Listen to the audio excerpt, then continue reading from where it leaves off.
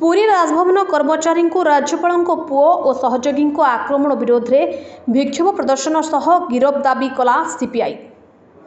आज भारतीय communist party Bhubaneswar अंचल कमिटी और बीकेएमयू पक्षर पुरी राजभवन कर्मचारी अमानुषिक आक्रमण करथिबा ओडिशा राज्यपाल पुओ तथा तांको सहयोगी माननकु गिरफ करी निरपेक्ष तदंत दाबी रे राजमहल छकठारे विक्षोभ प्रदर्शन करा जायछि। सूचना अनुसार गत रथयात्रा समय पुरी स्थित राजभवन में 7 तारिख दिन ओडिशा राज्यपाल पुओ और तांको 5 जन सहयोगी मिसी उक्त राजभवन कर्मचारी बैकुंठ प्रधान को अमानुषिक आक्रमण करथिले। राजभवन में एभली घटना राजभवन गारिमा को नष्ट करिछि।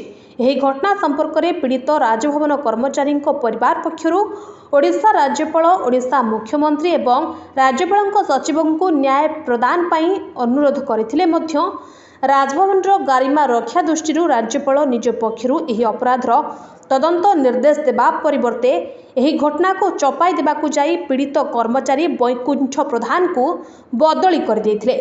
निज पुओर अपराध प्रवणता को सुरक्षा देबा राज्यपाल पदर मोहनीयता को क्षुण्ण करिछि। अपर पक्षरे ओडिया अस्मिता और अपराध मुक्त शासनर द्वाही दे क्षमता हातेइथिबा मुख्यमंत्री निज गृह विभाग अधीनर पुरी सी बीच थाना और जिला पुलिस अपराध घटना मकतबा पंजीकरण न करी निरवद्रष्टा हेबा आईन श्रृंखला को विपर्यस्त करिसेंति। राज्यपाल अपराधी पुओ और तांको सहयोगी विरोध में मकदमा पंजीकरण सह अभियुक्त को गत 13 दिन बीती जाइथिले भी गिरफ करा जाय नथिबारु आज सीपीआई पक्षर एही विक्षोभ प्रदर्शन करा जायछि।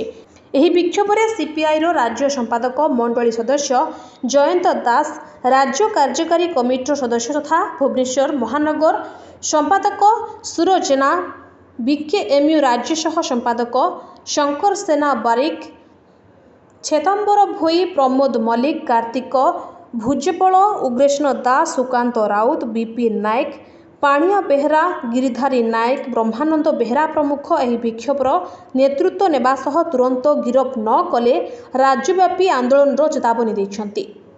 Bureau report NTV.